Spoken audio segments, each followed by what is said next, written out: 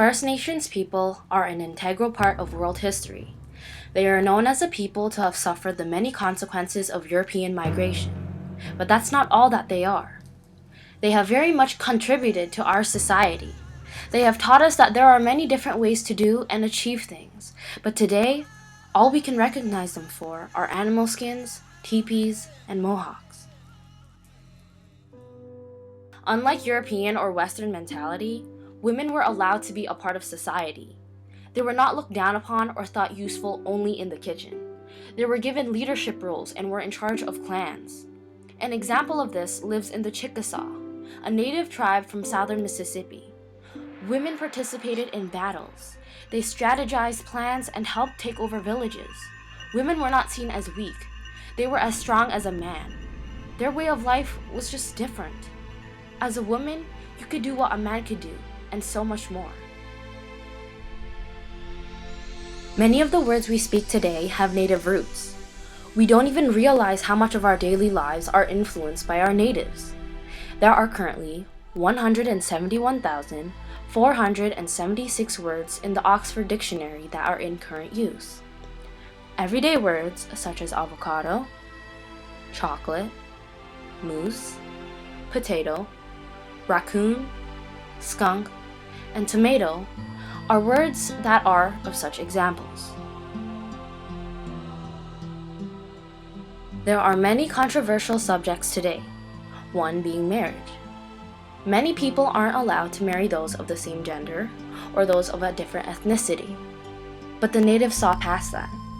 If you loved the person of the same gender, you were considered two-spirited. You were blessed with the male and female spirit. It was common for a male to marry another male and a woman to marry another woman. You were not ostracized. You were allowed to embrace who you were. You may be familiar with the story of Pocahontas.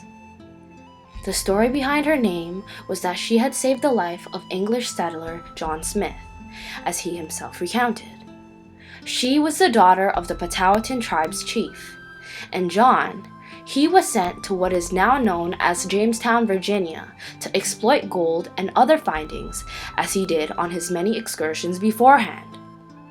At first, the relationship between the British and the Powhatan tribe was amiable, but eventually turned tumultuous as they demanded more food during the drought. But since the tribe had no food to spare, Smith threatened to burn villages down to get what he had needed. The moral of this story is that there were many altercations and fights between our natives and the Europeans that led to the beginnings of the cities we live in today. We live our lives without even knowing the stories that lie beneath our footsteps. Even though they have done so much to contribute to our society, they also suffered quite an ordeal. When the Europeans came over, so did the many endemic diseases. The big killer was smallpox. This contagious virus is characterized for its small cluster of raised bumps that spread all over the face and body. It is spread through direct contact with infected bodily fluids and contact with contaminated bedding or cloth. Following smallpox in terms of deadly diseases were measles, influenza, and the bubonic plague.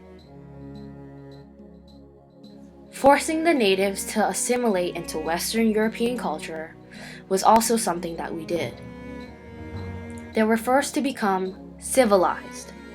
The Chumash tribe in California were set out by Father Junipero Serra to be converted into Christianity. To him, they behaved as savages and were away from the holy light too long. And so, they were made to wear blue uniforms, given Spanish names, and forced to tend to livestock, to make soaps, to make candles, etc. Misbehavior would lead to mutilation, whippings, branding, or extermination. In Canada, the government felt that it was necessary to develop a residential school system. In this system, First Nations children were to attend in order to learn the English or French language, to embrace Christianity, and to leave their roots behind. as again it was considered too savage. After a 10-month semester of school, they were allowed back to their reserve. But being forced to leave all that they were, they felt that they did not belong. This was the result of forcing them to forget their native tongues, forcing them to forget their customs, and enduring physical and emotional abuse and sometimes sexual abuse at school.